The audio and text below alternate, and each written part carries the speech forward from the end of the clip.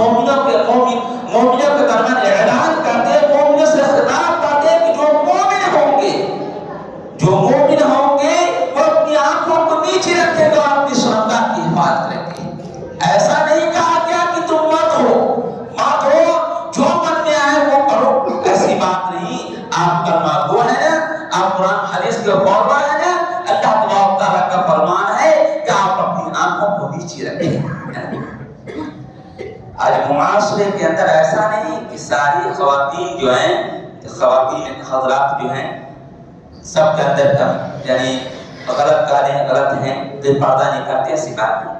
अल्हम्दुलिल्लाह आज भी ऐसी खातून हैं, खवातीन हैं जिन पे दूसरे खातून रश्क करती हैं। अल्लाह अकबर। या तो देखो कि कैसी लड़की है, किस तरीके से चलती, चाल ढाल तो देखो किस तरीके से लगती है ना। दूसरे खातून दूसरे की मिसाल बयान करती है, अपने बाल बच्चों को सुधारती इस तरीके से कहा करके। तो वो खवातीन, वो औरतें जब मार्केट में बाजार में निकलती हैं और आपकी आंखें उनके ऊपर उठती हैं और गलत तरीके से आंखें उठती हैं, तो क्या उनका दिल क्या कहता है? उनका दिल क्या कहता होगा?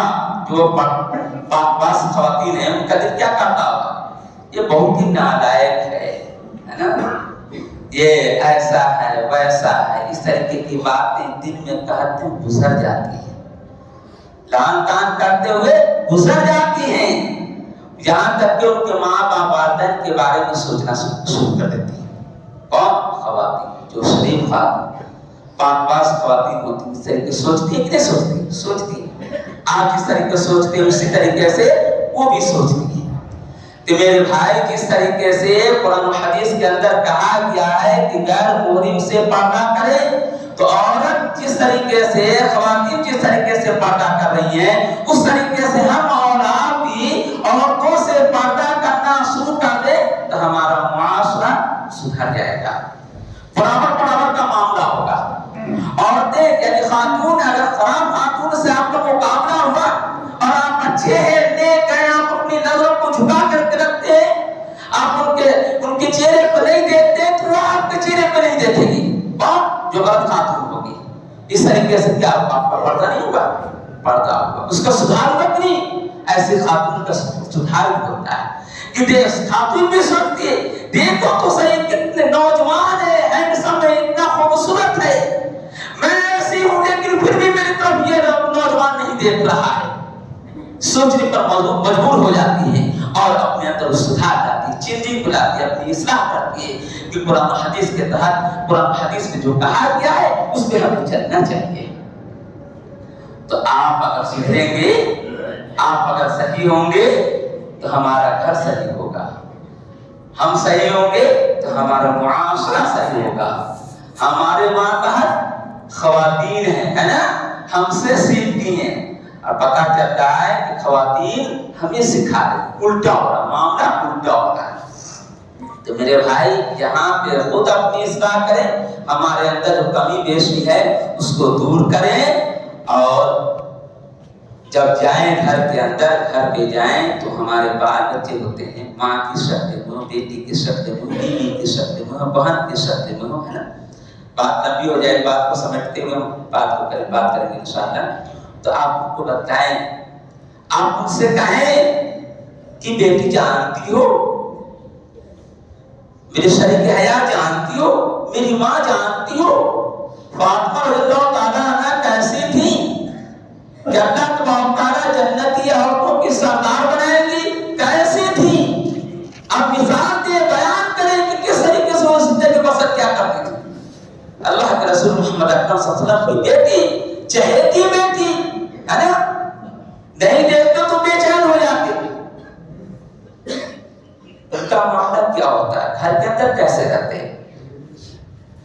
हदीस में आता है कि अल्लाह के रसूल मोहम्मद अकरम सल्लल्लाहु अलैहि वसल्लम के पास पहुंचे तो दुपट्टा फटा हुआ था, सर का दुपट्टा फटा हुआ था, होता है दुपट्टा फटा हुआ तो बात नजर आएगा, है ना। अल्लाह के रसूल बैठे हुए होते हैं उनके बाद, और فاطمہ رضی اللہ تعالیٰ آمد و رفت کرتی رہتی ہے. دیکھتے کیا ہے کہ سر پہ ہاتھ رکھ کر کے آمد و رفت کرے آ رہے جا رہے, وجہ کیا ہے؟ باپ ہے نا, اب باپ کے ساتھ ساتھ نبی اکرم صلی اللہ علیہ وسلم رہا نہیں پاتا گا, پوچھ رہے کہ فاطمہ یہ کیا معاملہ ہے؟ کہ ہم دیکھ رہے ہیں تم سر کے اوپر ہاتھ رکھ کر کے آ رہے جا رہے, وجہ کیا ہے؟ سر میں تکلیف ہے کیا؟ کیا وجہ ہے؟ تو فاطمہ رضی اللہ تعالیٰ عنہ بولتی ہیں کہ ابو جان میرا دوپٹہ یہاں پر کا پھٹا ہوا ہے, بال دکھ رہا ہے. اللہ اکبر. دیکھیے تعلیم کیا دے رہی ہے فاطمہ رضی اللہ تعالیٰ عنہ. یوں ہی جنتی سردار نہیں کر رہے, جنتی سردار نہیں ہوگی. وہ تعلیم کیا دے رہی ہے کہ نہیں ابو جان میرا دوپٹہ پھٹا ہوا ہے, سر کا بال دکھ رہا ہے, پردہ کرنے کے لیے کہا گیا ہے, میں پردہ کے خیال سے اس طریقے سے کر رہے. تو اللہ کے رسول محمد اکرم صلی اللہ علیہ وسلم فرماتے ہیں کہ باپ سے بھی تو اتنا پردہ نہیں ہے, میں باپ نہ ہوں, باپ سے تو اتنا پردہ نہیں ہے. تو میرے بھائی جو غیر محرم ہے, غیر محرم کی مثال, غیر محرم ہمیں اور آپ کو سمجھ بات نہ آ رہی ہو تو یہاں پہ سمجھنے کی ضرورت ہے. غیر محرم کہتے کس ہے؟ یعنی موٹی سی بات میں سمجھا رہا ہوں یہاں پہ کہ جس سے شادی کرنا جائز ہو. ماں سے کوئی شادی کر سکتا ہے, بیٹی سے, بہن سے. اسی طریقے سے جس سے شادی جائز ہے وہ غیر محرم ہے. یہ سمجھ لیجیے, موٹی سی بات یہاں پہ سمجھیں. تو غیر محرم سے پردے کرنے کے لیے کہا گیا. جس سے نہیں ہے وہ کیا محرم ہے, ان سے پردے کرنے پردہ ہے. یعنی گھر کے اندر رہ رہے ہیں, ابو جان, سسر ہے, بیٹا, بھائی, دیگر افراد, ان سے پردہ کرنے کے لیے کہا گیا. پردہ کس طریقے کا؟ چہرہ کھلا رہے گا, ہاتھ کھلا رہے گا, پیر کھلا رہے گا, اس پر تو کام کیجیے گا. لیکن اگر دوسری طرف کہا گیا ہے, حدیث کے اندر کہا گیا ہے, ہم آپ اچھی طرح جان رہے ہیں, ذہن نشی کے لیے بتا رہا ہوں کہ دیور کے تعلق سے اللہ کے رسول محمد اکرم صلی اللہ علیہ وسلم پوچھے گئے کہ یا رسول اللہ دیور کے متعلق آپ کا کیا خیال ہے, دیور کے متعلق آپ بتائیں. تو اللہ کے رسول محمد اکرم صلی اللہ علیہ وسلم فرماتے دیور تو موت ہے. اللہ اکبر. دیور کیا ہے؟ موت ہے. آج کوئی عورت دیور سے پردہ کرتی ہے نا تو ساس بھی طنز مارنے لگتی, سسر بھی طنز مارتا. دیکھو نا, بڑا باز بننے آئے, دادی بننے کی رہے. دیور سے پردہ کرنے کی بات. اور ہمارے معاشرے کے اندر دیور بھی سمجھتا ہے کہ بھابھی میں آدھا ہمارا حصہ. نعوذ باللہ. یہ سوچ ہے ہمارے معاشرے کے اندر. اور اللہ کے رسول محمد اکرم صلی اللہ علیہ وسلم دیور کے تعلق سے فرماتے ہیں کہ دیور موت ہے. اور ہم اور آپ کہتے ہیں کہ جائز ہے, روا ہے, ہمارے لیے جائز ہے, روا ہے, مذاق کرو, یہ کرو, وہ کرو, سب جائز ہے. اور اللہ کے رسول محمد اکرم صلی اللہ علیہ وسلم کا فرمان ہے کہ دیور موت ہے. کتنا عمل ہو رہا ہے, ہمارے نوجوان کتنا عمل کر رہے ہیں. میرے بھائی ہمیں اور آپ کو چاہیے کہ سب سے پہلے اپنی اصلاح کریں. مرد حضرات, نوجوان بھابھی کو بھابھی کے مقام پہ بیٹھائیں گے, بھابھی کو ماں داخل سمجھیں گے. ایسی حالت میں بھابھی اگر خراب ہوگی نا تو بھابھی اس کی قدر کرے گی, بھابھی عزت کرے گی کہ ہمارا یہ دیور کتنا نیک ہے, پاک پاس ہے, مجھے اچھی طرح سے دیکھتا ہے, میرا خیال رکھتا ہے کہ ہماری بھابھی ہے, ماں داخل. اس طریقے سے ان کا پورا خیال رکھا جائے. آج ہمارے معاشرے کے اندر یہ چیزیں ختم ہو رہی پورے طور پر ہیں. دیکھیے فاطمہ رضی اللہ تعالیٰ عنہ انتقال کیا. آپ جنازہ جاتا ہے تو آپ دیکھتے ہیں یعنی چادر اڑا رہتا ہے. اور مولانا عبدالسمیع اللہ علیہ ان کا جنازہ لے جایا گیا.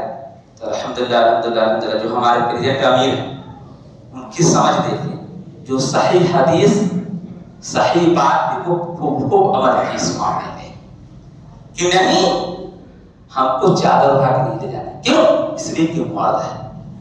جب مرد خاتون کے لیے کہا گیا کہ چادر اٹھا کر لے جائے, تو چادر کا سسٹم جو ہے کب سے چلا ہمارا جانتے ہیں, تقریر سنتے ہیں کہ فاطمہ رضی اللہ تعالیٰ عنہ کا انتقال ہوتا ہے تو وہ وصیت کر جاتی ہیں حضرت علی سے جو سوال ہوتے ہیں کہ ہم جب انتقال کر جائیں، میری موت واقع ہو تو آپ ہمارے جنازہ کو لے جائیے گا نا، تو ایسی حالت میں لے جائیے کہ لوگ ہمیں ہمارے جسم کو نہ دیکھ پائیں، یعنی ڈھانپ کر کے لے جائیے گا. جہاں تک کہ بعض جگہ بات آتی ہے کہ تاریکی میں لے جائیے گا کہ لوگ نہ دیکھ پائیں، ہے نا، تاریکی میں لے جائیے گا کہ لوگ دیکھ نہیں پائیں. اور یہاں پہ جو باتیں بتانے جا رہے ہیں صرف بتا رہے ہیں کیا کہ پردے کا خیال، یعنی انتقال کے بعد بھی پردہ کا اتنا اہتمام وہ کر رہی ہیں کہ حضرت علی سے کہہ رہی ہیں کہ ہمارے شوہر آپ ہمارے جسم کو لوگوں کے سامنے ظاہر نہ ہونے دیں گے بلکہ چادر اڑا کر کے لے جائیں گے. اس سے پتا چلتا ہے اس سے پہلے خواتین جاتی تھیں تو بغیر چادر کے یا بغیر چادر کے جاتی تھی.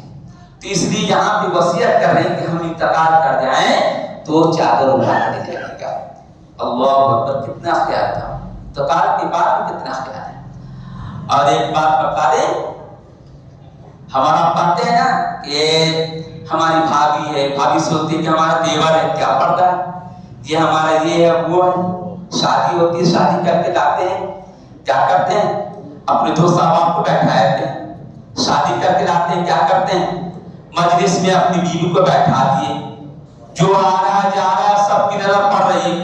یہاں تک کہ میں جہاں پہ رہتا ہوں ایک مرتبہ واقعہ میں نے دیکھا کہ نیچے ٹی وی لگی، دلہن اوپر بیٹھی ٹی وی لگی، اور ٹی وی کے ذریعے پورا دکھائی دے رہا ہے کہ دلہن بیٹھی ہے، کون آ رہا ہے کون جا رہا ہے. اللہ اکبر، اللہ اکبر. بیوی کو پردہ میں رکھنے کے لیے کہا گیا. اور آپ اس طریقے سے کیجیے گا تو بیوی ننگا ناچنے چاہے گی. اس طریقے کا خیال ہوگا کہ ہم اپنے دوست احباب سے بیوی کو ملائیں، بیوی کو اپنے سامنے، بیوی کو دوست احباب کے سامنے کرے، تو ایسی حالت میں آپ کی بیوی بات نہیں مانے گی، بیوی آپ کی بھاگ جائے گی میرے بھائی.